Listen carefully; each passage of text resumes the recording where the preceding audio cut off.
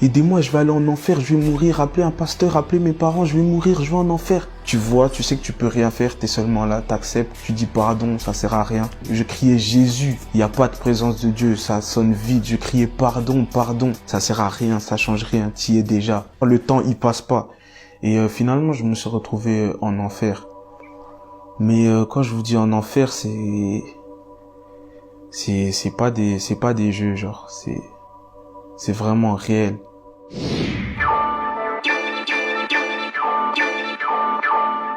Bonjour à tous, donc moi c'est JD, mon nom complet c'est Jean-David. Je vais vous expliquer mon témoignage. J'ai grandi dans l'église, mes parents servent depuis que je suis bébé, mais maintenant je suis tombé, on va dire, dans une routine, dans un ennui. Pour moi c'était ennuyant l'église, tout ce qui était l'église, quand on parlait de Dieu c'était ennuyant, donc j'ai été chercher de l'amusement dans le monde, dans tout ce qui était les filles, les fêtes, l'alcool, la bringue si je puis dire, également les bagarres.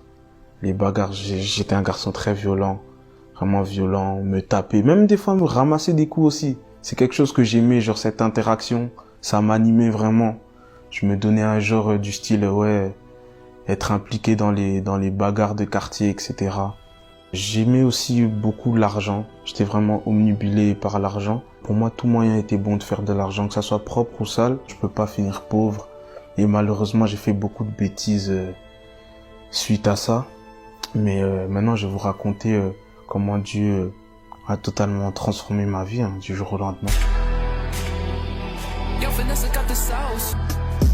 Je suis parti en vacances avec des amis. On avait pris un appartement à la mer pendant 1 mois. Un soir, j'étais sorti ce soir-là. Je me suis battu. Je me suis encore battu. D'ailleurs, j'étais très fier. J'avais mis un KO, etc. Je me suis encore battu. Bref, ce soir même, quand je suis rentré, j'étais vraiment fier, content de ma victoire, si je puis dire. J'étais un peu exténué. J'avais passé une longue journée. Je suis parti dormir. Faut savoir, on était 10 dans l'appartement avec mes potes. On avait pris un appartement de 10 personnes, donc il y avait différentes chambres. Moi, j'étais dans une chambre avec 2 amis. Avec 2 amis, il y avait un grand lit, un lit normal. On était à 3 dans la chambre. Donc moi, je suis parti dormir en premier. Et par la suite, mes amis m'ont rejoint. Mon pote, il aimait bien mettre des musiques un peu pour s'endormir, etc. Et ce soir-là, il avait mis une musique très très douce. C'était de la mélo comme ça, mais c'était pas de musique chrétienne. En temps normal, si j'avais écouté cette musique, vraiment, j'aurais apprécié et tout. Mais là, j'étais dans mon sommeil et je suis réveillé par une douleur. Je comprends pas ce qui se passe. Et il faut savoir que j'étais en train de trembler dans mon lit. J'avais vraiment des réactions. Genre, je sentais vraiment une brûlure qui venait de la musique. Et mon pote, il comprend pas ce qui se passe. Il rigolait un peu. Ils étaient 2. Et je lui dis, s'il te plaît, coupe la musique. Et lui, il a pris ça à la légère. Il a baissé le son un peu. Il a pas vraiment coupé. Donc moi, du coup, j'essaie de boucher mes oreilles. Et là, la musique me traverse. Genre, la musique me traverse. C'était une brûlure, des ondes bizarres. Et je continuais à trembler. Je continuais vraiment à trembler. J'ai commencé à crier. Je lui ai dit, coupe la musique. Frérot, il se passe vraiment quelque chose de bizarre. Et maintenant, j'entends une voix qui me dit, t'es mort. À ce moment-là, qui me dit, t'es mort. Donc moi, je comprends pas. Pris de panique. Je commence à me lever, m'habiller. Je dis, je peux pas rester ici. Je dois partir. Parce que je sentais cette douleur. Je me sentais mal. Je comprenais pas ce qui se passait. Et j'ai commencé à dire à mes potes. Donc il y avait avec moi mon pote chrétien et mon pote musulman. J'ai dit ouais, priez pour moi les gars, priez pour moi. Je sais pas ce qui se passe, mais priez pour moi, appelez un pasteur, appelez mes parents, mais priez pour moi. Et du coup mon pote chrétien qui était avec moi, qui a mis la musique, il a pas vraiment fait attention. Mon pote musulman, il s'est vraiment mis à prier. Il faisait ses prières du coup en arabe, etc. Et maintenant j'entends cette même voix qui est mort, qui m'a dit t'es mort, qui se moque de mon pote et qui dit inconscient, tu pries la mauvaise personne. Et à ce moment-là, du coup, moi j'ai vraiment paniqué et je me rapproche de lui, je dis frère arrête, je dis frérot arrête. Et lui il pensait que je sais pas, il me délivrait, donc ça veut dire qu'il parlait encore plus fort. Et à ce moment-là, il m'est arrivé vraiment quelque chose de fou. J'étais là et je me suis vu moi-même, mais en train de flotter, moi-même devant moi. Donc ça veut dire que je me voyais 2 fois. Et à ce moment-là, je suis devenu, mais quand je vous dis complètement hystérique, j'étais fou. J'ai commencé à crier, sauter. J'essayais de courir, en fait, comme si je courais après moi-même. Et j'étais fou, je criais. Et quand j'étais dans cet état-là, faut savoir que j'ai pris conscience de vraiment toute la vie. Je sais pas comment ça se fait, mais je savais tout. Et je disais, les gars, aidez-moi, je vais aller en enfer, je vais mourir. Appelez un pasteur, appelez mes parents, je vais mourir, je vais en enfer. Et je courais après moi-même. Et mes potes, ils me contiennent, ils essayaient de me tenir parce que je sautais vraiment, je renversais tout dans l'appartement. Et ils me tiennent. Et je dis, les gars, s'il vous plaît, tenez-moi, tenez-moi, tenez-moi. Ils disent, on tient, qu'est-ce qui se passe et tout. Je dis, tenez-moi. Et après, je dis, les gars, c'est trop tard, c'est fini pour moi. Je vais aller en enfer. Donc, je vois mes potes me tenir de moins en moins parce que je me sens tout simplement descendre jusqu'à ce qu'il fasse vraiment, je sois vraiment dans le noir. Maintenant, à ce moment-là, la même voix là qui s'est moquée de moi m'a dit, je t'avais dit, tu es mort, ça servait à rien de te débattre. Et je me vois en train de voler. Et on me dit, tu vois. Et après, je me vois en train de me battre. On me dit, tu vois. Et en fait, j'ai vu une série de choses que j'ai fait dans ma vie, de mal. Et à chaque fois, on me disait, tu vois, tu vois, tu vois, tu vois, tu vois. Il faut savoir que quand j'étais dans cet état-là, bon, comme je vous ai dit, je savais tout, je comprenais tout. Donc ça veut dire, j'avais pris conscience du bien, du mal. J'avais pris conscience que le paradis, l'enfer existait. J'avais pris conscience de tout, de toute la vie. Et maintenant, j'entends orateur, orateur, orateur, orateur. J'entends ça plusieurs fois. Je me vois en même temps prêcher devant, enfin parler devant des foules, devant des gens. Et les gens qui m'écoutaient étaient touchés par ce que je disais. Et après, on me dit orateur. Cette même voix, orateur, orateur en boucle. Et il me dit, orateur, c'était ça ta destinée. Et t'es passé à côté.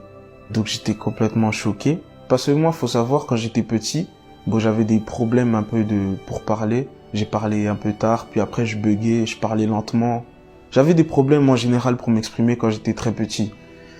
Et cette voix-là me dit, tu vois, quand t'étais petit, ben en fait ça c'était des attaques. C'était des attaques parce que c'est avec ta voix que t'étais censé rentrer dans ta destinée. Mais toi, avec ta voix, tu préférais faire du rap mondain, tu préférais escroquer les gens, tu préférais baratiner les filles. Et bref, moi j'étais comme ça. Donc t'étais en train de chuter. Tu vois, tu sais que tu peux rien faire, t'es seulement là, t'acceptes, tu dis pardon, ça sert à rien. Je me suis retrouvé devant une très grande porte. J'étais devant, j'attendais, mais cette porte-là, je l'ai pas passée. Et finalement, je me suis retrouvé en enfer. Mais quand je vous dis en enfer, c'est pas des jeux, genre, c'est vraiment réel. Donc ça veut dire que souffrance. Mais non, le mot douleur, le mot souffrance, ça peut même pas qualifier l'enfer. C'est trop. C'est trop. Je criais Jésus. Il n'y a pas de présence de Dieu. Ça sonne vide. Je criais pardon, pardon. Ça sert à rien. Ça change rien. T'y es déjà. Le temps, il passe pas. 1 seconde, 2 secondes. Comme là, je suis avec vous, je parle. Le temps ne passe pas. Tu peux pas compter les secondes. 1 seconde, peut-être c'est 100 ans. Il n'y a pas de temps. Et donc, j'étais là. J'étais en train de souffrir, je criais, j'avais des ondes bizarres, j'implosais, je comprenais pas. En fait, c'était mon âme, mais je comprenais vraiment pas, c'était une douleur inqualifiable. Et maintenant, je vois ma mère en train de prier pour moi la nuit et pleurer. Il faut savoir que chaque larme qui coulait du visage de ma mère, ce que j'ai payé pour ça, c'était trop, c'était vraiment trop. C'est une douleur, même le mot douleur, c'est pas assez. Ensuite, faut savoir que avant je faisais du rap. Je m'efforçais à essayer de me faire un nom, etc., à faire des choses pour qu'on entende parler de moi. Donc, ça veut dire que logiquement, j'influençais des personnes derrière moi. Et maintenant, chaque personne, on va dire que j'ai influencé, j'ai payé pour ces personnes-là. Chaque personne qui voulait m'imiter, j'ai payé pour ces personnes-là. Jusqu'aux personnes qui écoutaient mes musiques, j'ai été puni pour ces personnes qui écoutaient les musiques. Mais quand je vous dis la souffrance, en fait, c'est une souffrance. T'es là, mais tu ne peux pas l'assumer. Donc ça veut dire que c'est trop. T'es là, parce que tu peux pas t'échapper, mais t'es en saturation, c'est impossible. Ce n'est pas fait pour les hommes. L'enfer, ça a été créé pour ceux qui ont conspiré contre Dieu, pour Lucifer et les démons, les anges déchus qui ont conspiré contre Dieu. C'est fait pour des créatures spirituelles, si je puis dire. C'est pas fait pour nous, les hommes. On peut pas assumer ça. Après tout cela, je me sens tout simplement revenir à moi-même. Je reviens dans mon corps, dans l'appartement où j'étais de base. Et il faut savoir, mes potes qui étaient avec moi là, ils m'avaient allongé sur un lit. Ils s'étaient positionnés tous autour de moi. Et ils étaient un peu en panique. Certains lâchaient quelques larmes, certains paniquaient, certains ne savaient pas s'ils devaient appeler l'ambulance ou pas. Et puis je reviens, puis ils me disent, JD, ton cœur s'arrête de battre, ton cœur bat lentement, ton cœur bat vite. Qu'est-ce qui se passe, gros? Tu fais un arrêt du cœur? Qu'est-ce qui t'arrive en fait? Et moi, en fait, quand je suis revenu à moi-même, j'avais une révolte. Et en fait, j'étais clairement énervé. J'ai commencé à leur crier dessus. Je leur disais, c'est pas un arrêt du cœur que je suis en train de faire, c'est un arrêt de l'âme. Et je faisais que leur crier dessus. Et je leur disais, nous, on est là, on fait nos trucs, mais on se rend pas compte de ce qui nous attend derrière. On se rend pas compte que le salaire du péché, c'est la mort. Mais la mort spirituelle. Et la mort spirituelle, c'est pire que la mort physique. Et faut savoir, en fait, je faisais des allées-venues. Je faisais vraiment des allées-venues. Et donc j'avais vraiment ce sentiment-là. Donc je quittais mon corps, j'allais en enfer, puis je revenais dans mon corps, puis je repartais en enfer. Je revenais dans mon corps, je repartais en enfer. Et moi, je comprenais pas. Je leur disais, mais attendez, c'est de la torture. Donc moi, je vais mourir devant vous, mais je vous aurais dit ce que c'est l'enfer. Donc moi, je vais être l'exemple, la leçon pour tout le monde. En fait, j'étais vraiment révolté. Je leur disais, vous pouvez pas aller où je suis. Vous pouvez pas aller là-bas. C'est pas fait pour nous. C'est impossible. Donc moi, je leur criais dessus. Puis d'un coup, ma langue a commencé à brûler. Comme s'il y avait une lueur qui était dans ma bouche. Et ça sortait tout seul. C'est pas moi qui parlais. Et ils m'ont dit qu'apparemment, ce que je leur disais, c'est que je prêchais. Je les exhortais. Moi, j'étais un type, je lisais pas la Bible. Je lisais très rarement la Bible, même si je l'ai jamais lu de ma vie avant. Et je leur sortais des versets bibliques, je leur prêchais, je leur ai parlé apparemment des 7 années de tribulation, je leur ai parlé de plein de choses en fait. Et genre ma langue brûlait. Et moi je voulais juste dire les gars, évitez l'enfer, mais il y a tout ça qui sortait de ma bouche et je contrôlais pas ce qui sortait de ma bouche. Comme je vous ai dit, l'enfer, il y a pas de temps. Donc c'est-à-dire quand je revenais, je vous promets, j'avais l'impression d'être super vieux, j'avais l'impression peut-être d'être parti 200 ans, 100 ans, 10 ans, alors que peut-être je faisais des allées-venues de quelques secondes, mais j'avais l'impression vraiment d'être parti longtemps. Et quand je revenais, j'avais le sentiment d'être encore plus vieux. Donc, à un moment, dans ces montées-descentes, j'ai ressenti un poids, mais c'est pas un poids que tu peux porter, c'est un poids vraiment qui me tirait de l'intérieur et je me sentais encore descendre. Et je disais, les gars, tenez-moi, c'est trop lourd. Et comme je vous ai dit, dans cet état-là, j'étais conscient d'un peu de tout.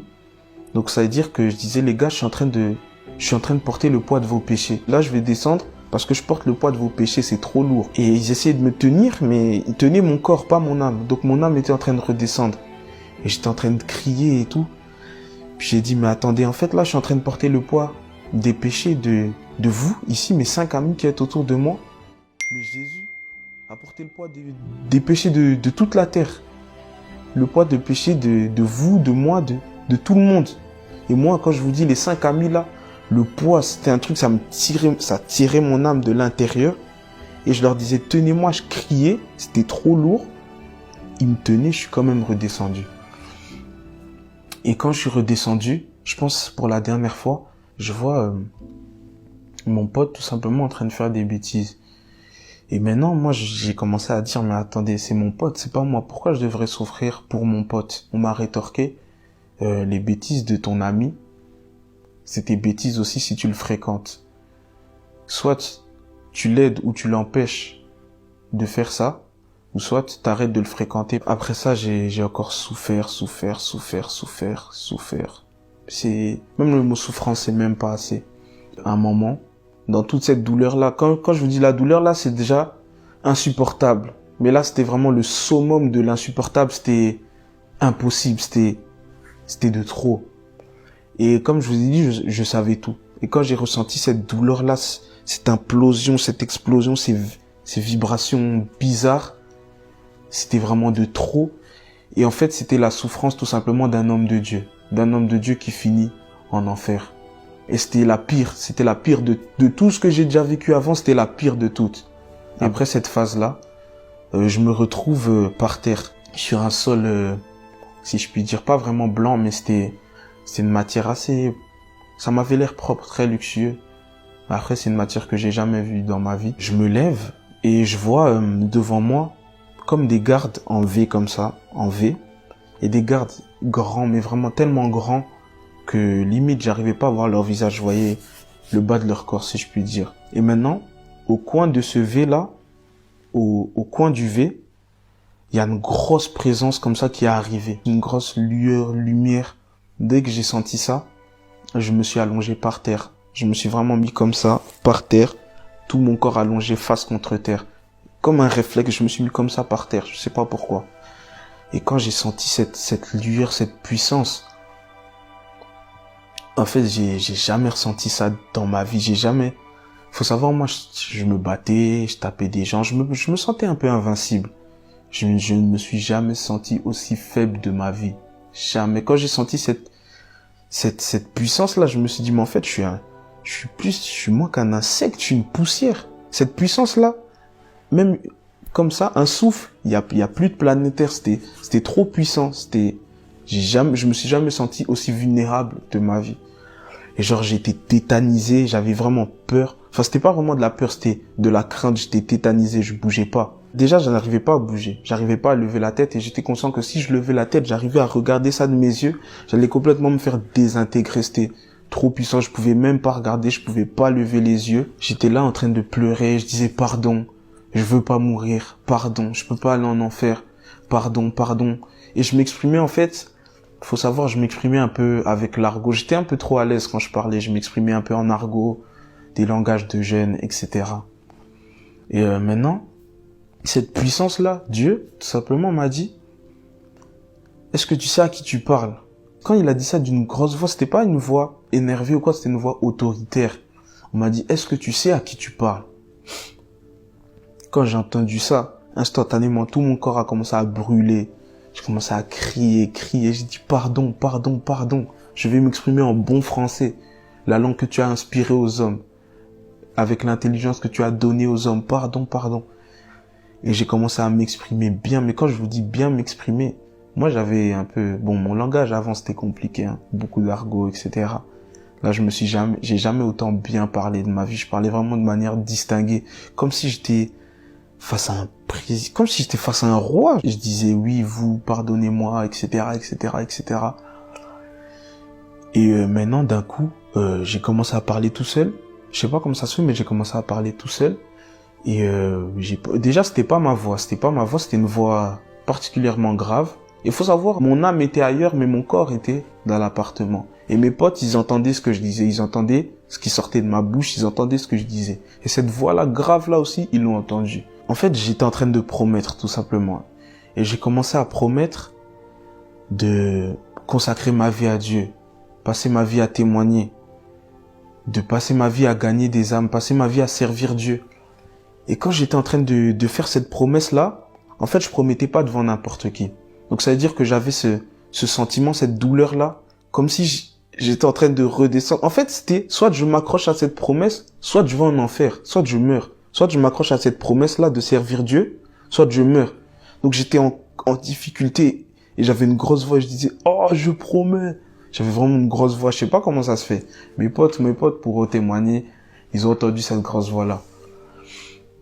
Et donc j'ai promis de servir Dieu, consacrer ma vie à Dieu, consacrer ma vie à témoigner, de faire de ma vie un témoignage, gagner des âmes. J'ai promis tout ce genre de choses. Et maintenant, bon, j'ai plus ce sentiment de douleur là, et je reste tout simplement allongé, tétanisé, toujours allongé, face contre terre. Et maintenant on me dit relève-toi, lève-toi.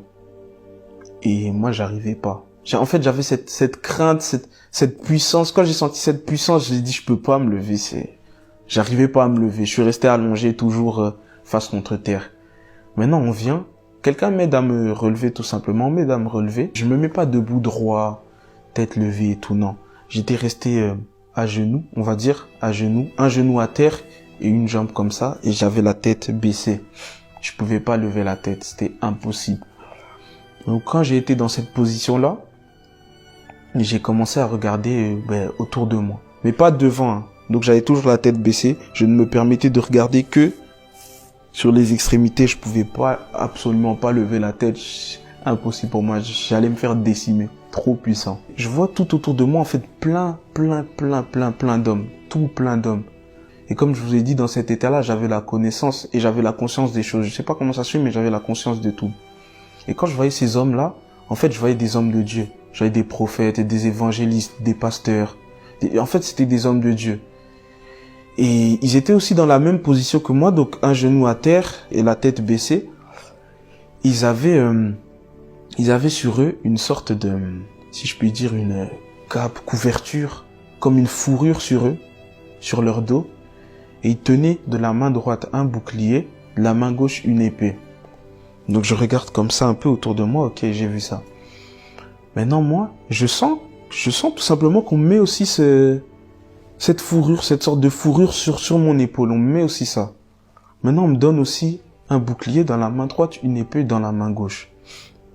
Maintenant, on pose un coffre à mes pieds, un petit coffre, mais ça avait vraiment l'air luxueux. Mais encore une fois, c'est un truc que j'ai jamais vu dans ma vie, mais ça avait vraiment l'air luxueux, une sorte de coffre. Et on me dit ta mission. Et la personne là, quand elle a posé le coffre, quand elle a lâché le coffre, j'ai regardé à ses mains et je vois en fait un trou ici et un trou ici. Ses deux mains étaient trouées. Je commence à réaliser que quelqu'un qui a les mains trouées dans ce genre de situation, ben c'est Jésus. Donc je commence vraiment à réaliser ce qui se passe et dans ma tête, c'était vraiment l'euphorie. Et donc toujours la tête baissée.